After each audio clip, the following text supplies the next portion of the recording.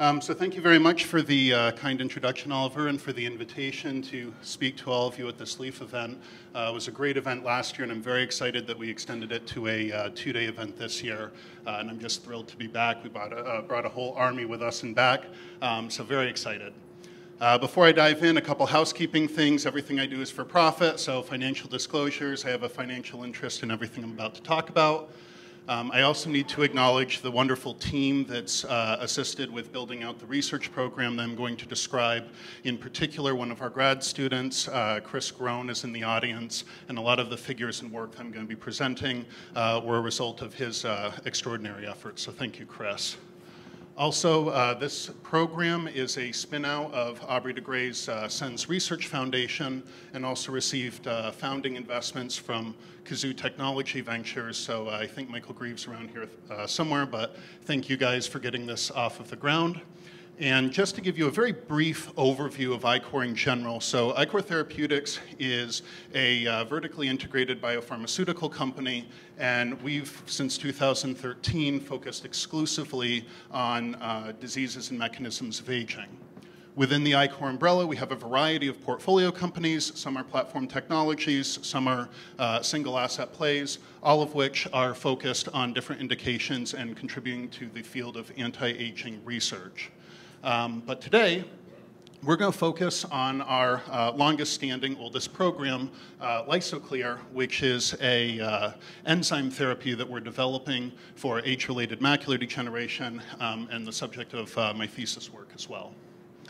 So age-related macular degeneration, again, leading cause of vision loss in individuals over the age of 50. About 200 million people worldwide have this disease. And one of the major problems with this disease is it robs patients of their central vision, that high acuity central vision that really gives them the ability to interact with the world in a meaningful way. If we think about just our own lives, vision is really how we interact. We can hear, we can smell, we move around and are involved in our everyday lives, but vision is a primary means for that. But when you look at a geriatric population, a population that isn't as modal, can't hear as well, can't smell as well, the devastating effects of macular degeneration are very real, and we hope to put an end to that. Now, when we look at the origins of where macular degeneration initiates and manifests, anatomically, we're talking about the posterior segment of the eye, the retina, which is responsible for all of our vision. And at the very back of the eye, there's this little indented part of the retina. It's called the macula. So the retina generally lets us see. And then that little indented part, the macula, is what actually gives us that high acuity central vision. And if we dive in just a little bit closer, we appreciate that there's a great microanatomy, a lot of crosstalk between a variety of different cellular layers that are responsible for taking light and allowing us to see. Starting in the vitreous and moving posteriorly, we have a variety of different neural layers that are responsible for the electrochemical signal transduction that gets sent to the brain that we interpret as vision. Further on, we have a variety of different photoreceptors. Those include the rods and the cones, and those are the cells that get hit by light and really kick off that entire cascade. Now, a general rule in biology is that if you have a cell type or a system that's repeatedly stressed, in this case of photoreceptors with light, you need to turn over those systems to eliminate the accumulation of damage.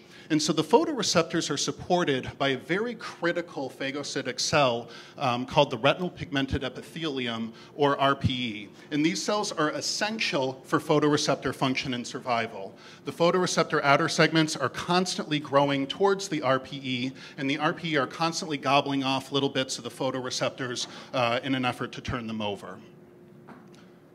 Now, like any cells in the body, the RPE cell's phagocytic potential is really based on the lysosome, the organelle in the body that's responsible for degrading things. And like any other cell in the body, like any other lysosome in the body, a normal healthy lysosome has a plethora of different enzymes that are able to break down all of the little bits of stuff that make us us. However, there are cases where this doesn't function properly, and canonically we're thinking about lysosomal storage diseases. So these are congenital diseases where patients are born missing one of those essential lysosomal enzymes. Now, a lot of times these diseases are lethal in utero, but for the patients that are born with these diseases, the clinical manifestation can be very, very severe because the patients accumulate junk uncontrollably and can't do anything about it. Our central hypothesis for how macular degeneration works is that age-related macular degeneration we view as an evolutionarily silent lysosomal storage disease that's driven by a very specific kind of junk accumulation called lipofuscin. In the context of retinal lipofuscin, it's a combination of retinoid derivatives and lipids. And when I say evolutionarily silent, in our evolutionary history, we haven't lived long enough to accumulate enough of this junk to evolve enzymes that's able to break it down. But in our view, the onset and progression of macular degeneration is very akin mechanistically to what we see in conventional lysosomal storage diseases. And this is going to be a central theme for how we're approaching treating the disease and our translational pathway. Now, lipofuscin accumulates in the lysosomes of these essential support cells, the RPE. So in the very earliest stages of macular degeneration progression, we don't see anything clinically at all because it's all happening inside of the cell. But at some point in time, lipofuscin accumulates to a level sufficient to promote pathology. It crosses a threshold and problems start to emerge. I've got two types of figures here. The ones on the left are fundus images. So this is if you take an ophthalmoscope, look right in the back of the eye and snap a picture. We can see the optic nerve coming through, and this little darkened area here is the macula. If we were to take a cut cross-section through the back of the eye and then flip it and look at that cross-section, that's what these images here are. It's called optical coherence tomography, or OCT. As lipofuscin accumulates in the RPE cells, eventually the RPE cells start to become dysfunctional and choke on the accumulating lipofuscin. And to cope with the stress, they do what cells need to do. They dump the junk. So the very light, the brightest white line here is the RPE layer, and we can see these bumps underneath it. Those are extracellular junk deposits that the RPE are laying down, and we call those drusen. So lipofuscin, junk in the cells; drusen, the junk outside of the cells that the cells are depositing. We can also see this very easily clinically by fundus imaging. We just look and we see all these little white specks. All of those are drusen in the back of the eye. Now, what's important to note about this, in this early stage mild form of age-related macular degeneration, we maintain a nice concave morphology of the macula. We also have integrity in the RPE layers and in the photoreceptors above them. So even though we have this junk being deposited, even though we see these morphological changes happening, usually there's no clinical presentation of this because the photoreceptors that are required to see are not yet disrupted. But as the disease progresses, eventually the RPE cannot handle the stress burden, and eventually they start to die, and with them, the photoreceptors that rely upon them.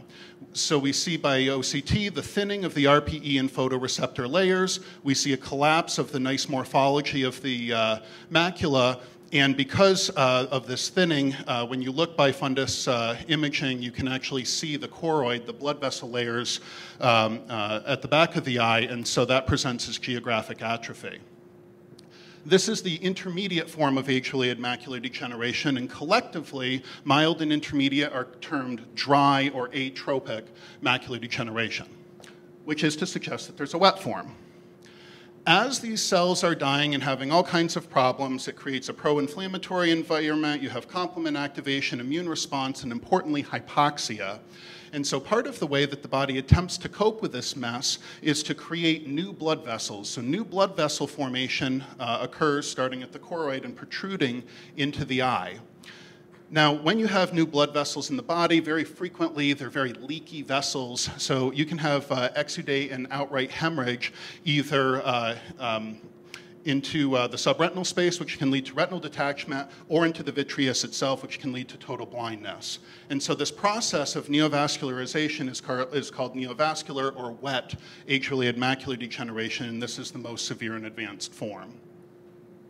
So our kind of disease model hypothesis is that lipofuscin, which accumulates inside of the RPE cells, so intracellular stress, drives the accumulation of extracellular drusen.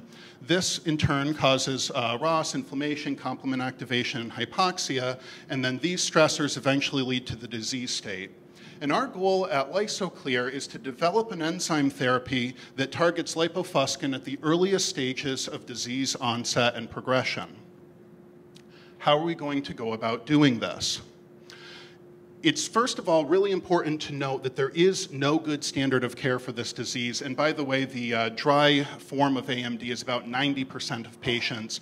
Only 10% have the advanced form. So for 90% of patients, there are no FDA-approved drugs. They do have a vitamin formulation that will mildly reduce your likelihood of progressing. If you're a smoker, you should not be smoking for this, amongst many other reasons.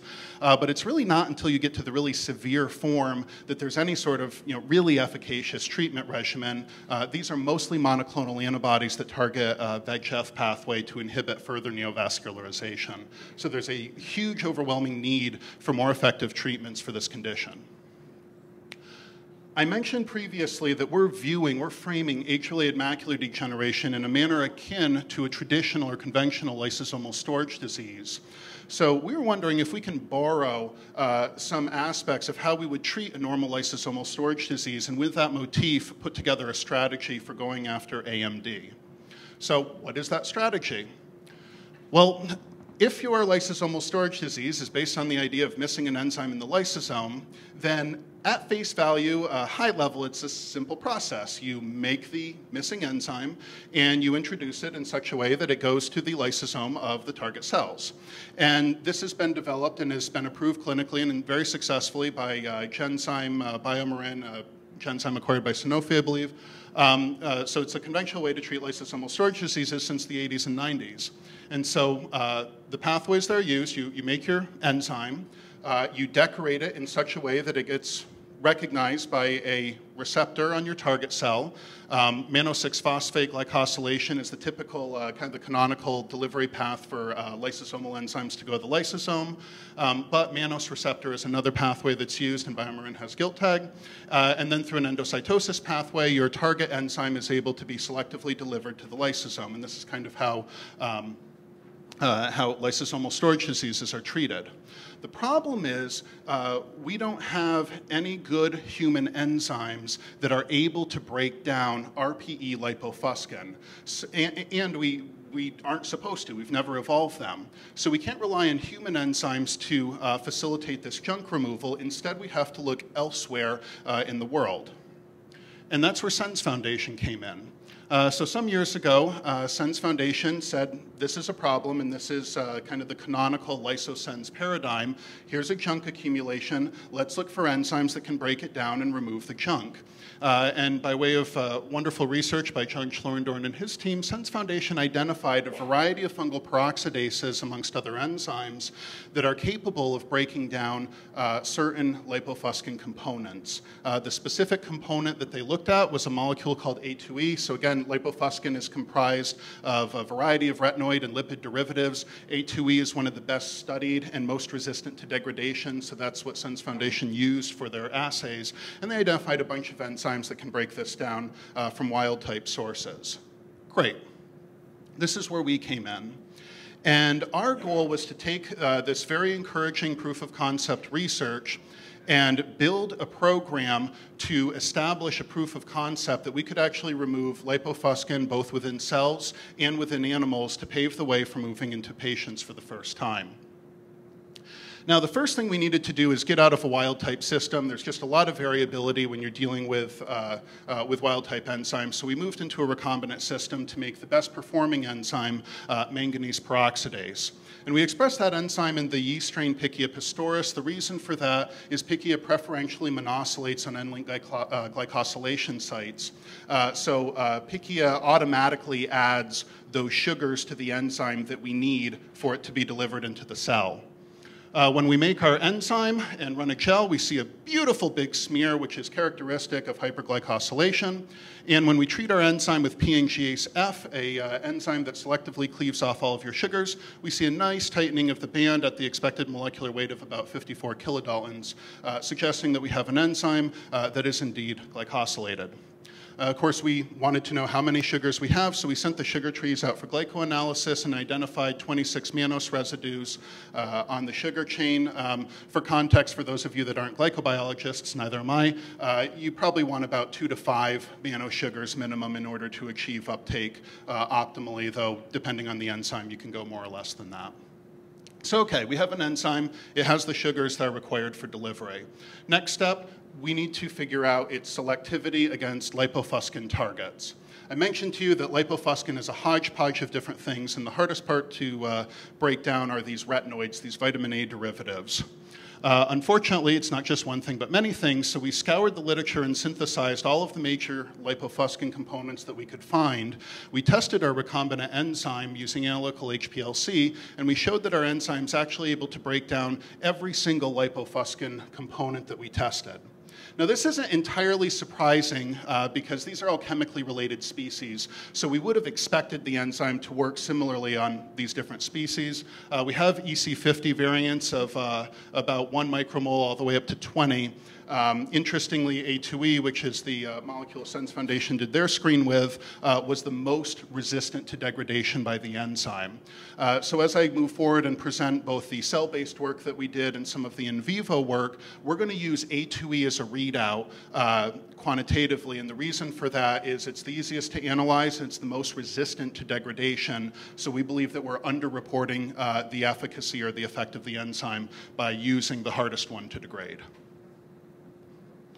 One of the problems that we ran into very, very early with this program is that, go figure, cells outside of the body behave a little bit different than they do when they're in the body. So although RPE cells have mannose receptor in vivo, and that's very well established, the second you take those cells out and grow them in culture, the receptor disappears, which makes it really difficult to use that as a model for uptake and delivery of your drug. So we had to split the efficacy studies for the program and the uptake into separate experiments. To look at the efficacy, we used kind of a canonical line of RPE cells, ARP19. The graph on the left just shows that they're negative by flow cytometry for mannose receptor. That's what CD206 is. And so what we did is we had a layer of these cells, untreated, they're high viability. When we added excessive levels of A2E as a stressor, we see that the viability drops. That's here. And then we saw that our manganese peroxidase is able to rescue some of that viability when we had A2E-loaded cells and treated them with the enzyme. The way that we delivered the enzyme for these studies was with a lipid reagent called Bioporter. It's a way of forcing the cell or the enzyme artificially into the cell. So this isn't our proposed delivery system. This is just asking the question, if we could get the enzyme into the cells, would it be able to protect against some of this retinoid toxicity? And indeed, it seems that it can. And then, of course, we did manganese peroxidase by itself just to make sure it wasn't toxic, and we've got a bunch of other studies along these lines as well, and we see that it doesn't differ in any significant way from the untreated cells. We then had to ask the separate question, which is the uptake able to occur through a mannose receptor-dependent manner? And so the cell line that we used for this was a mouse monocyte line called RAW 264.7, which is known to have an intact mannose receptor and mannose receptor endocytosis pathway. And for this study, we started off with monosylated bovine serum albumin that was fluorescently conjugated, and we added that to the cells and looked by flow cytometry for an increase in fluorescence. And that's this solid pink line here. So we see over time an increase in fluorescence, which we interpret as internalization of the enzyme by our target cells. when we introduce the competitive inhibitor mannan, which also binds to mannose receptor, we see an attenuation of that effect size, suggesting that we're impairing the uptake and that this is in fact a mechanism by which this protein is going in. We then did the exact same thing for our recombinant manganese peroxidase. Again, we think it has mannose because we checked that, and then we also fluorescently labeled it. And in much the same way, we see an increase in fluorescence of the enzyme, and we can reduce that signal by competing in mannan, suggesting that the increase in fluorescence is mediated by mannose receptor endocytosis, or at least binding. Next, we really wanted to get to this proof of concept point. Are we able to remove or degrade existing lipofuscin components like A2E in vivo? There's been a lot of work showing that you can kind of shuttle it around or maybe reduce the rate of its accumulation, but no one, to my knowledge, has ever shown you can actually get rid of it and break it down. So that's really what we wanted to get to as a primary inflection point. We ran a intravitreal PK study, so this is where we just injected the vitreous with our enzyme and did sampling measured by ELISA and identified a half-life of about 9.6 hours. That's great because this is supposed to be a highly targeted enzyme that just goes into these highly phagocytic RPE cells, so we would expect a pretty short half-life. And indeed, we don't want an enzyme that's hanging out there for no particular reason. We want it to be internalized rapidly versus monoclonal antibody therapies, which are acting on extracellular targets that you would be looking for a half-life measured in days. So we're very excited by that. We then asked the big question, can we actually have efficacy? And so to do this, we used a mouse model of age-related macular degeneration in the juvenile onset form Stargardt's. And this is an ABCA4 null mouse, so these mice accumulate accelerated levels of A2E. And so what we did, we had our mice and we injected them with 6 doses of enzyme, of either PBS, low-dose enzyme, or high-dose enzyme. We see a little bit of a trend maybe on the low dose, but nothing significant. And then at the high dose, we saw a significant reduction in A2E burden as measured by analytical HPLC. We wanted to do an intermediate dose, so we redid a separate experiment where we treated with PBS and intermediate dose. We did see a statistically significant drop there, and when we pull these data together, we see a nice dose response in our efficacy model in terms of reduction of our molecular target when treated with increasing doses of our enzyme. So collectively, we're really excited about this. We've shown that manganese peroxidase is able to break down all lipofuscin fluorophores that we've tested. We've shown that it can be taken up into cells by way of mannose receptor endocytosis, and most importantly, for the first time to my knowledge, we're actually able to eliminate existing lipofuscin in an in vivo system. These results were published in December of 2018, and later on that same month, we successfully closed a financing round for our LysoClear program to take these very promising lead series and engineer them into clinical candidates. All that work is ongoing at Ichor Therapeutics. I'm very excited about it. Our rate limiting step right now is actually we need to move into large animal models for safety talks and so on to inform a pre-IND meeting with FDA. I'm super excited that my large animal vivarium is scheduled to be completed construction in the next 3 weeks. So hopefully we'll have some very exciting data coming out for our next presentations on this topic. And with that, that's what I have to share with you guys, and I'll take any questions. Thank you.